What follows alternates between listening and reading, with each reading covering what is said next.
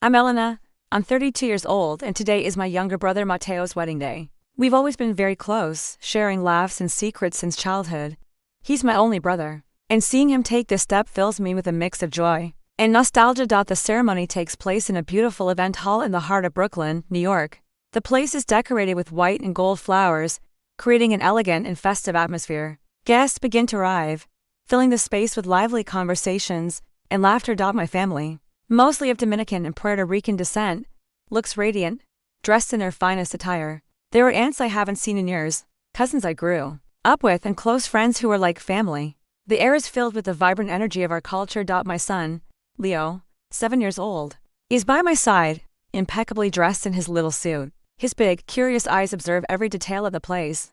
He is my world, my greatest joy, and my constant source of strength. His presence here today means everything to me. Since becoming a single mother, Leo and I have been an unbreakable team. He's taught me more about unconditional love and resilience than I ever imagined. Seeing him smile gives me the strength to face any challenge that comes my way. However, today, I feel a slight pang of anxiety that I can't ignore.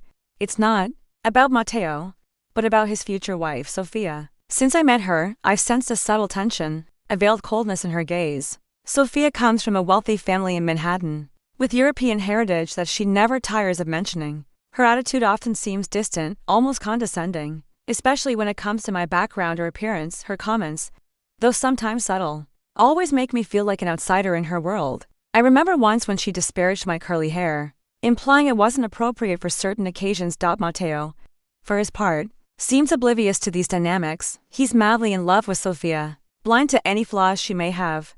He's always been a free spirit, a bit idealistic, and that sometimes makes him vulnerable. I wonder what life will be like for Mateo with Sofia, if she really values him for who he is. I hope my brother finds the happiness he truly deserves, but I can't help but feel concerned about what the future holds for them.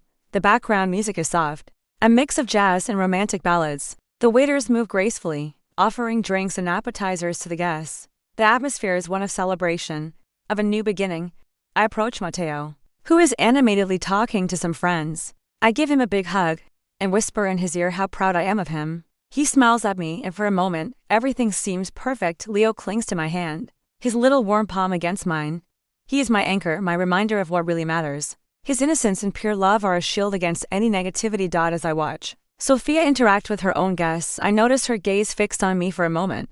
There's something in her, a mix of disdain and superiority, that puts me on edge. I know this day won't be as simple as it seems. This is a day that will mark a before and after in my life. The day when the perception of many will change forever. I'm here to celebrate my brother, but also to reaffirm my own worth. The ceremony began, and the hall was in a reverent silence, broken only by the celebrant's voice. Sofia, stunning in her wedding dress, looked like a porcelain statue, perfect and untouchable. Mateo, by her side, radiated genuine happiness. My eyes fixed on Mateo, my younger brother, who had always been my safe harbor. I remember when we were kids, running through the streets of the Bronx, dreaming of grand futures. He always had a pure heart.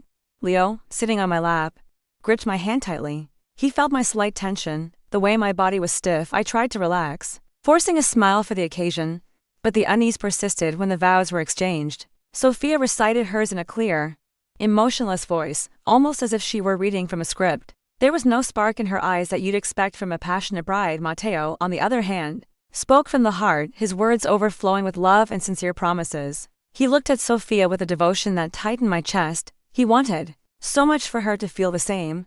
During the reception, Latin music began to play, and the dance floor quickly filled up. Our uncles and cousins, with their infectious joy, transformed the atmosphere into a vibrant party. The soul of our people was there. Sofia, however, remained seated at the main table, watching the dance with a forced smile. She rejected invitations to join the celebration, citing tiredness or a slight discomfort in her feet. At one point, she leaned toward Mateo and whispered something, and he promptly asked the DJ to change the music to something more international. The Latin beat faded and generic pop took over. I saw the disappointment on some family members' faces, who stopped dancing. The vibrant atmosphere dimmed a little, like a flame losing oxygen. Mateo didn't seem to notice the impact of his request. My Aunt Carmen, a strong and lively woman, approached me. "Elena, what's going on? Doesn't the bride like our music?" she asked, her tone a mix of curiosity and mild disapproval. I tried to smooth things over, explaining that maybe Sofia was just tired, But the truth was that the bride seemed uncomfortable at her own party, especially when Mateo's culture was expressed later. During the toast, Sofia made a short, formal speech. She thanked everyone. But there wasn't a single mention of Mateo's family or the rich heritage he brought to the union. Her family, on the other hand, was frequently mentioned, with references to traditions and legacies that seemed to exclude all of us. The divide between the two worlds was palpable, almost visible. Leo, who was on my lap, turned toward me. "Mom, why doesn't Aunt Sofia smile for real?" he whispered. His innocent question hit me like a lightning bolt. I didn't have an easy answer for him. The truth was that Sofia seemed like a puzzle piece that didn't fit in our family, and I feared Mateo was about to find out in the worst way. The first few months after the wedding were a period of adjustments, and Sofia's distance from Mateo's family became more evident. She rarely attended our Sunday lunches or family gatherings. When she did, her presence was almost ceremonial. She would sit politely, smile mildly, and participate minimally in the conversations. It was as though she were at a social event she felt she had to attend. Mateo, for his part, tried to reconcile the two worlds. He visited us frequently, but always seemed in a hurry, as if he needed to return to Sofia before she missed him or became upset. I noticed that he was increasingly preoccupied with pleasing her, with keeping the peace at home. This led him to neglect a bit of the traditions and bonds that had always united us as a family. One time, I suggested that we have a barbecue in the park, like we used to do in our childhood. Mateo hesitated, then said that Sofia didn't like to informal environments. Leo missed his uncle Mateo. He asked why his uncle didn't come to play anymore, why he didn't call as often. My heart ached seeing the sadness in my son's eyes. I tried to talk to Mateo about this, subtly. I asked if he was happy, if Sofia was adjusting well to our family. He always replied that everything was great, that I was imagining things.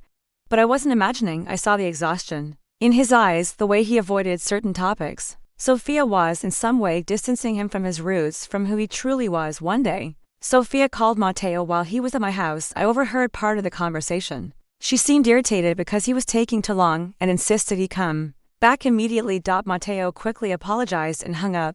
He looked at me with a forced smile. "I have to go, Elena. Sofia needs me for something important," he said, grabbing his keys. I felt a sharp pang of anger and frustration. My brother, who had always been so independent, now seemed to be under Sofia's control. It was a dynamic I couldn't accept. I decided I needed to do something, but I didn't know what.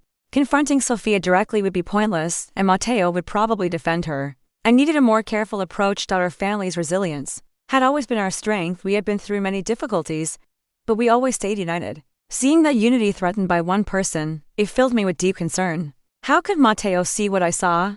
The tension in the air became palpable. During a family dinner that Sofia, surprisingly, decided to attend. It was our grandmother's birthday, and Sofia's presence was almost a social obligation. The initially festive atmosphere began to shift when Sofia, with a glass of wine in hand, started talking about her plans for Mateo's future. "Mateo and I are thinking of moving to a more exclusive neighborhood," she said, looking directly at Mateo, who seemed uncomfortable. "A place where he can develop his potential, away from the distractions." Maya Carmen, always attentive, frowned. "Distractions, Sofia? What do you mean?" she asked, her voice firm but polite. Sofia smiled condescendingly. "Well, you know, the Bronx environment, Mateo's friends, his family, they're very noisy. He needs a more refined environment to thrive." An uncomfortable silence fell over the table. Sofia's words were a direct attack on our identity, our culture, our way of life. Mateo tried to intervene. "Sofia, I didn't mean..." But she interrupted him with a hand gesture. "Honey, you know it's the truth. Your family is lovely, of course, but they don't fit into the world we aspire to. We need to ascend socially, and that requires making some sacrifices." My parents, who had always been patient and understanding, looked at each other sadly. My mother, with tears in her eyes, stood up from the table. "Excuse me, I need to go to the bathroom." Leo, who had been quietly playing, felt the tension, and came to me, hugging my leg. I could feel his little body shaking. I couldn't hold back anymore. "Sofia, are you saying our family is a distraction for Mateo? That we are an obstacle to his success?" My voice was low but firm. She looked at me with a cold smile.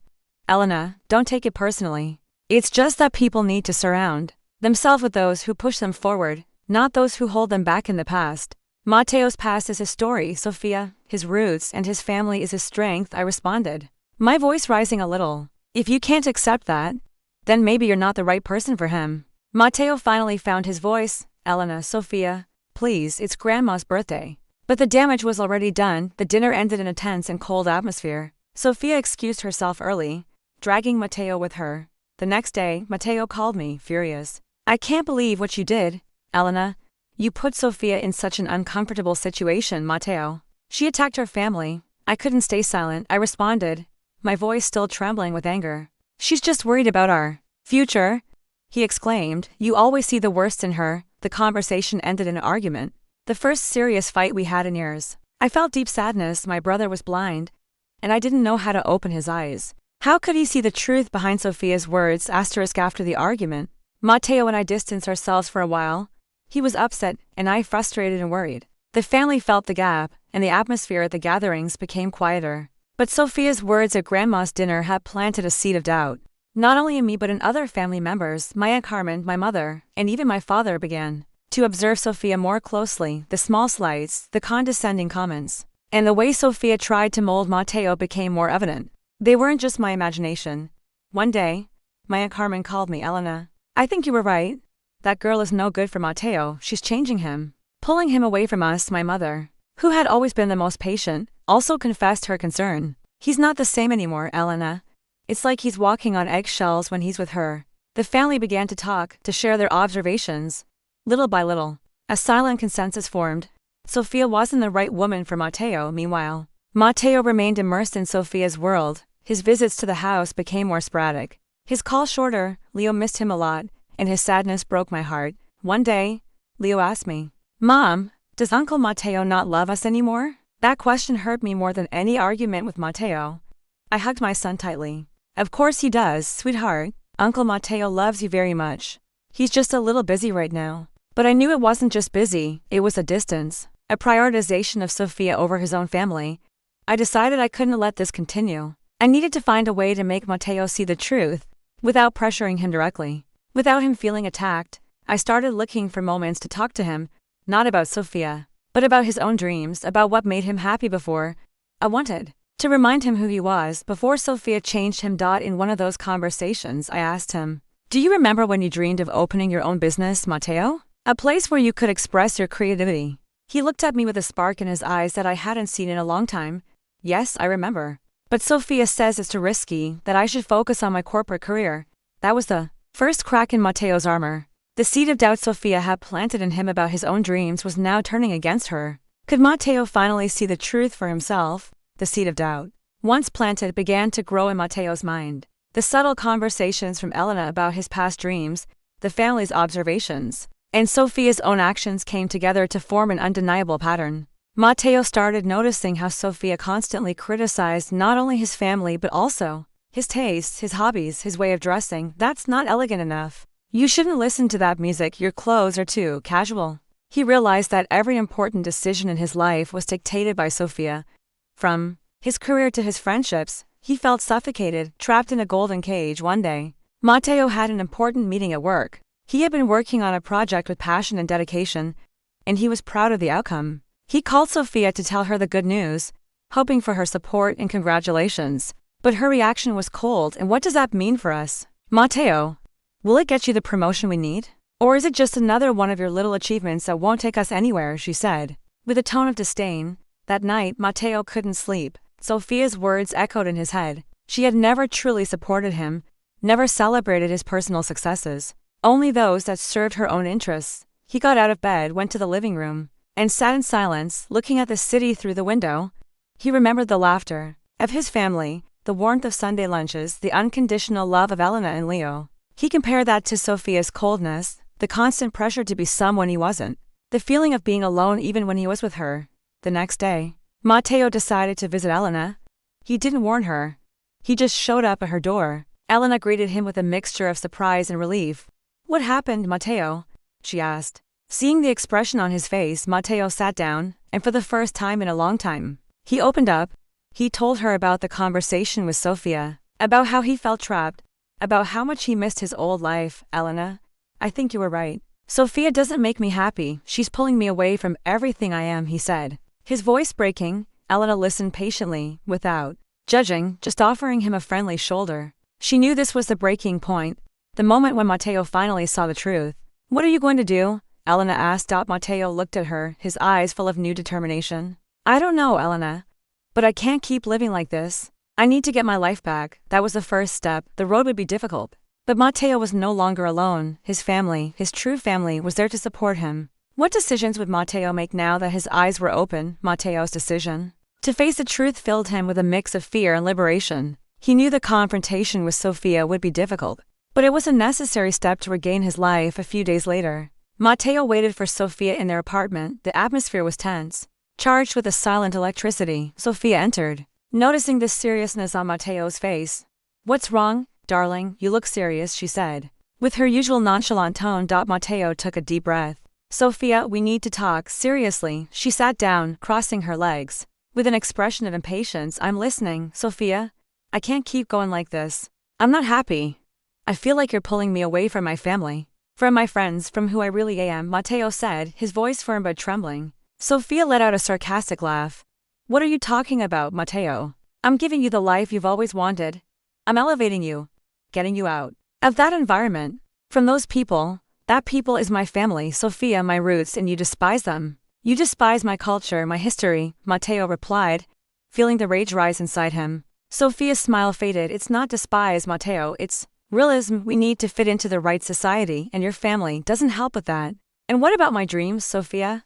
About what makes me happy, Mateo asked. You always minimize them, criticize them, you only care about what suits you. Sofia stood up. Her face hardened. Mateo, you're being dramatic. I'm trying to build a future for us. A better future than what your people could offer you. I don't want a future where I have to be ashamed of who I am or where I come from, Mateo said, standing up as well.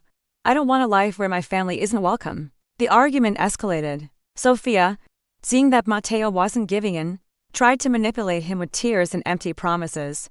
But it was too late. The veil had fallen from his eyes. I can't stay with someone who doesn't value who I am, Sofia, Mateo said, with a lump in his throat. I need some time for myself to think, Sofia, furious, threw a vase to the floor. Fine. Do whatever you want. But don't come crawling back when you realize what you've lost. Mateo looked at her one last time with a mix of sadness and relief. He turned and left the apartment, leaving behind the golden cage Sofia had built for him. The confrontation had been painful, but necessary. Mateo had regained his voice, his autonomy. Now, the path to healing and reconnecting with his roots was open. How would Sofia's family react to this breakup? The news of Mateo and Sofia's separation spread quickly, especially within Sofia's family circle. The reaction was, as expected, one of indignation and unconditional support for her. Sofia's mother, an elegant woman with an air of superiority, called Mateo to express her disappointment. Mateo, I can't believe you did this to my daughter. She gave you everything, took you out of your environment, and this is how you repay her, she said with a cold and accusatory tone. Sofia's father, an influential businessman, also reached out, not with words, but with actions. Mateo began to feel the pressure at work. Small opportunities faded and the atmosphere became hostile. Sofia's father, an influential businessman, also reached out, not with words, but with actions. Mateo began to feel the pressure at work. Small opportunities faded, and the atmosphere became hostile. Sofia's friends, part of her exclusive social circle, also took it upon themselves to spread rumors and discredit Mateo. They described him as ungrateful, opportunistic, and too simple for Sofia's world. Sofia, for her part, played the victim, presenting herself as the abandoned and betrayed woman. She posted messages on social media about broken hearts and people who don't know how to appreciate the good. Mateo felt overwhelmed by the pressure. It was as if an entire system had been activated to punish him for his decision. But this time, Mateo was not alone. His family surrounded him with love and support. Elena, his parents, his uncles and cousins, they were all there for him. Don't worry about what they say, son, his father told him. They don't understand what true love is, what loyalty is. You did what was right for you. Maya Carmen, with her innate wisdom, reminded him, the truth always comes to light, Mateo. And the people who truly love you will always be with you. The external pressure only reinforced Mateo's decision. He realized that Sofia's family was as controlling and superficial as she was. He didn't want to be part of that world. He decided to quit his job, seeking a new beginning. It was a risky decision, but he felt it was the only way to free himself completely from Sofia's influence and her family. Mateo's resilience was put to the test, but he emerged stronger, more aware of who he was and what really mattered. The breakup was painful, but it was also a rebirth. This was the first step in his journey of healing and rediscovery. What would Mateo's return to his roots and the life he truly longed for look like? Sofia's separation was a turning point. In Mateo's life, he temporarily moved to his parents' house, seeking refuge and reconnection with his roots. The first days were tough. There was the pain of the end of a relationship, the guilt of not having seen it earlier, and the uncertainty about the future. But his family was there for him. His mother cooked his favorite meals. His father wrapped him in conversations about life and work, and Elena was always present, offering a friendly shoulder and listening ears. Leo, in particular, was beaming with joy at the return of his uncle. They spent hours playing, laughing, and talking, just like old times. Leo's innocence was a balm to Mateo's soul. Mateo began rediscovering the simple pleasures he had abandoned, playing basketball with the neighborhood friends, helping his father in the workshop, and spending afternoons in the park with Leo and Elena. He reconnected with his community, with the music, food, and traditions Sofia had made him ashamed of. It was like he was breathing fresh air again. His perspective on life changed. He realized that true wealth wasn't in material goods or social status, but in family bonds, culture, and authenticity. He began working on a new project, something he was passionate about and aligned with his values. It was a small business, but it filled him with purpose and passion. Mateo's resilience manifested in his ability to rise again, to learn from his mistakes, and to embrace his true identity. He was becoming the man he was always meant to be. Sofia tried to contact him several times with messages of regret and attempts at reconciliation, but Mateo remained firm. He knew there was no turning back. He had learned a valuable lesson about self-worth and the importance of surrounding himself with people who love and accept him for who he is, not who they want him to be. Elena watched her brother with pride. He was becoming the Mateo she knew and loved, a strong, authentic man connected to his roots. Mateo's journey was far from over, but he had found his way back home to himself. His family's resilience had guided him, and he was ready for whatever came next. Mateo's life was flourishing. His new business, focused on artisan products from the Latino community, was gaining momentum. He was happy, authentic, and surrounded by his family's love. Elena, for her part, had found a new job that fulfilled her professionally and gave her more time with Leo. Her resilience had been rewarded. The family was closer than ever. Sunday lunches were full of laughter and stories, and Leo was the center of attention. Growing up happy and secure, one day, while Mateo was organizing some old documents from his parents to help with the business's accounting, he found a dusty box in the attic. Inside there were old letters, yellowed photos, and a diary. Curious, he began flipping through the diary, which belonged to his grandmother, Carmen, the same Aunt Carmen who was always so protective. The first pages talked about the family's arrival in the United States, the struggles, and the hope. But one part of the diary caught his attention, a series of entries about a family secret. Grandmother Carmen wrote about an older sister who had been given up for adoption under mysterious circumstances. Many years before Mateo and Elena were born, the sister was named Isabella, and according to the diary, she had been adopted by a wealthy and influential family in Manhattan, who wanted to keep the adoption secret due to their social status. Mateo felt a chill. Manhattan, wealthy? Influential family. The diary described a girl with piercing blue eyes and blonde hair, like her mother's mother. He kept reading, and with every word, with every description, a picture formed in his mind. Grandmother Carmen had tried for years to find Isabella, but without success. There was an old photo in the box, a young woman, with features that vaguely resembled his grandmother's, holding a blonde baby with light eyes. On the back, his grandmother's handwriting, "My little Isabella." Mateo felt his heart race. It was a shocking revelation, a family secret that had been kept for decades. He needed to share this with Elena. He ran to Elena's house, the diary, and the photo in his hands. "Elena, you won't believe what I found," he exclaimed, his voice trembling. Elena looked at him, curious. Mateo handed her the diary and the photo, and began telling the story of his grandmother's lost sister, Isabella. The air in the room grew thick with expectation. Both of them felt that this discovery wasn't just a family curiosity, but something that could change the way they viewed everything they had lived through. The surprising outcome was about to be revealed. Elena took the diary and the photo, her eyes scanning the words and the image with disbelief. The story of Isabella, her grandmother's lost sister, was a secret that no one in the family knew. As she read the descriptions, a chill ran down her spine. Piercing blue eyes and blonde hair. Grandmother Carmen's description of Isabella was astonishingly familiar. Mateo, with his voice choked, continued, "Grandmother tried to find her for years, but the adoptive family was too powerful and wanted to keep everything secret.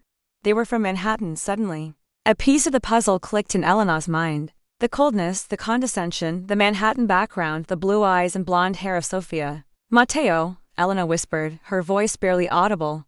What if Sofia is Isabella? Mateo looked at her, shocked. The idea seemed absurd, but at the same time a strange logic was forming. Sofia's aversion to the family, her need to distance herself from Mateo's roots. They reviewed the wedding photos. The few pictures of Sofia they had. The blue eyes, the bone structure, the shape of her nose. There was a subtle but undeniable similarity to the old photo of baby Isabella.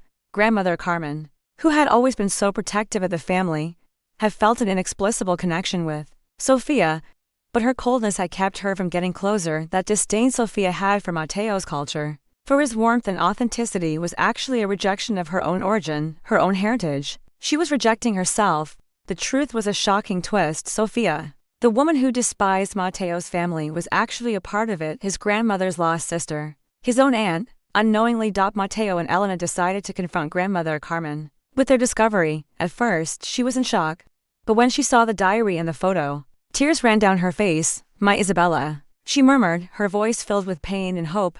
I always felt something in her, but she was so distant. The family came together to find concrete proof. With the help of a private investigator, they confirmed the story of the adoption and Sofia's identity. She was Isabella. The news was delivered to Sofia carefully. She reacted with denial, then anger, and finally with profound sadness. Her whole life had been a lie. The twist changed everyone's perception. Sofia's coldness wasn't pure malice, but the result of a life of secrets and a denial of her own identity. The story ended with Mateo's family, led by Elena and Mateo, extending a hand to Sofia. There were no guarantees that she would accept, but the door to truth and reconciliation was open. The revelation that Sofia was Isabella, the lost sister of grandmother Carmen, was an earthquake that shook both families. For Mateo's family, the surprise mixed with deep compassion. They understood that Sofia's coldness wasn't malice, but the result of a life of secrets and a denial of her own identity. For Sofia, the news was devastating. Her world crumbled.